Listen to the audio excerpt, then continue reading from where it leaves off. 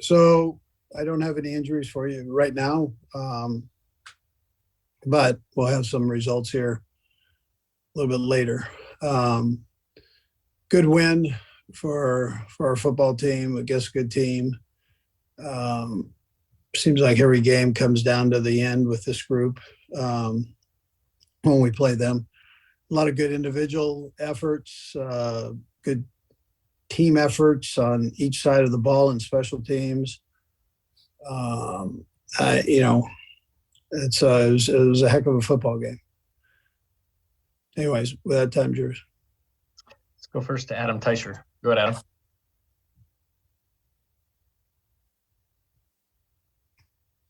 Still on mute there, Adam. Okay. You hear me now? Yep. Hey, Andy.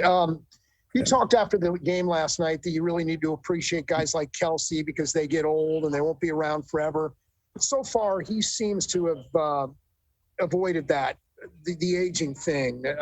What is it about him that it's kind of allowed him, at least so far, to beat Father Time? I know he made a cognizant effort this year of coming back in great shape. He maintained that all the way through the offseason and into training camp. So I think that's helped him. That especially for this year. Last year he came in a little bit heavy and kind of worked through it. This year he came in phenomenal shape. Let's go next to Sam McDowell. Go ahead, Sam. Hey, Andy. Hey, Sam. Last night, Travis mentioned something about noticing the way Derwin was playing him as far as on his outside shoulder and the routes that, I assumed that took away as far as the verticality and going outside. Is that a conversation you guys have on the sideline? Is that something you're able to notice? Is that something he picks up and spots to you? Because I assume that's one of the reasons you thought that the drag route might have a little bit of success there late. Yeah, we did see that. And we're always aware of how they're trying to play him. And, we call it butching him. So they'll come in and try to really hammer him, but with what kind of leverage they're trying to do that with. And Derwin was playing him a little bit more outside leverage. He changed it up a little bit, but he played like mostly outside leverage. And we figured, even though it's tight and he's still trying to hit him, that Kelce could set it up, and that was a little bit part of it. Also, the man coverage stuff. They really jumped into quite a little bit of man coverage. So that was also part of it. Let's go next to Todd Lebo. Go ahead, Todd. Hey, Coach. How you doing today? Good, Todd. Okay, so last night you talked about this a little bit, next man up mentality and all that, because you had some injuries, before the game, and then you had some during the game. I just wonder if you can go into a little more about what the makeup of your guys is that allows, especially the young players, to maybe not get all the reps in the practice and then jump right in there in the game and contribute and make plays. What it is that you guys like about those guys who are able to do that? Yeah, so I would tell you, Todd, that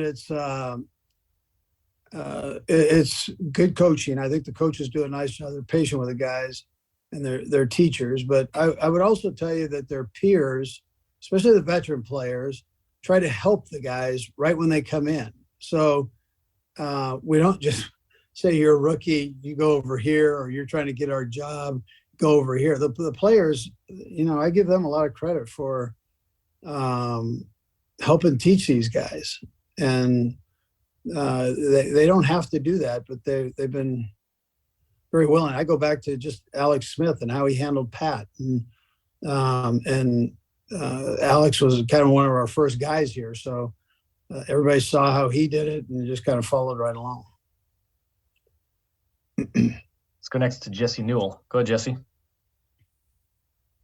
Hey, Brad, I'll have a second one follow-up if I can. Hey, going back, Andy, to what Sam was asking about with that throw to Kelce, Peter King reported that was the same play that you guys ran against them to win the game against the Chargers last year, too. Can you just go over that play call and kind of explain what happened there?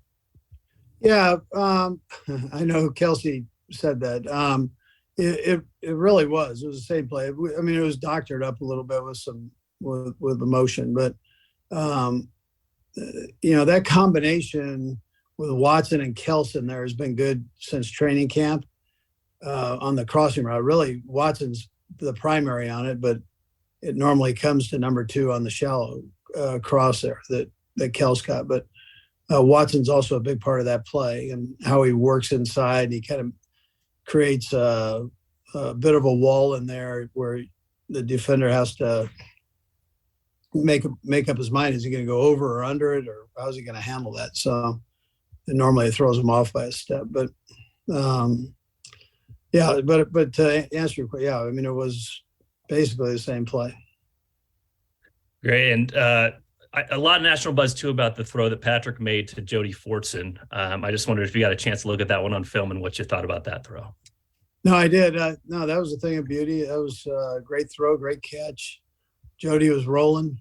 I mean, he was full stride, and he has some very long strides, and he was full throttle there. And to be able to go down and get that the way he did was beautiful.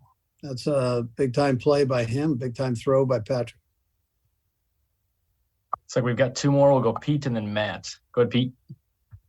Morning, Coach. And Brett, I have a quick second one, if you don't mind.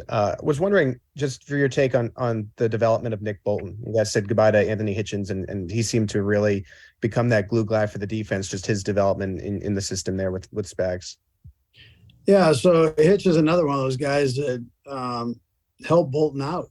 I mean, just on being a pro and on and off the field, the things you do to prepare, and nobody did it better than Hitch that way. I mean, he was he spent the time studying, and so Bolt's just carried that up another notch. I mean, he prepares like crazy. He doesn't talk a whole lot. He's a quiet guy, but on the field, he gets you where you're supposed to be, and he does it with authority, and he plays like crazy. I mean, he plays like a tiger, man. Doggone it. And then just the second quick one, Lucas Niang's day to be activated is coming up. Have you seen enough to maybe get him in the mix here? I know that you guys got to make a decision pretty soon here. Yeah, I'll talk to Brett. I haven't talked to Brett today, but we'll talk on that and just see where we're at with that. But he's made some nice progress over the last couple of weeks, and I'm not telling you that he'd be the starter, but he I think he's ready to get in probably the 2 deep. We'll have to talk to the kid too. So We'll go last to Matt Derrick. Go ahead, Matt. Hey, Coach, we've talked before about the roster turnover during the season and with the number of rookies on this team, that your special teams unit is pretty young, and you've had rookies handling most of the return duties too. How have you seen that group maturing, and do you see that there's still room for them to learn and kind of put aside some of those rookie mistakes? yeah, they're getting better. There were a couple of hiccups last night, but there were some good plays too. I mean, in there that that helped us with field position. So they'll every rep they get, they're gonna get better. And we do have a lot of the young guys on the special teams. Coach, we appreciate the time. Thanks for joining us. Okay, thank you.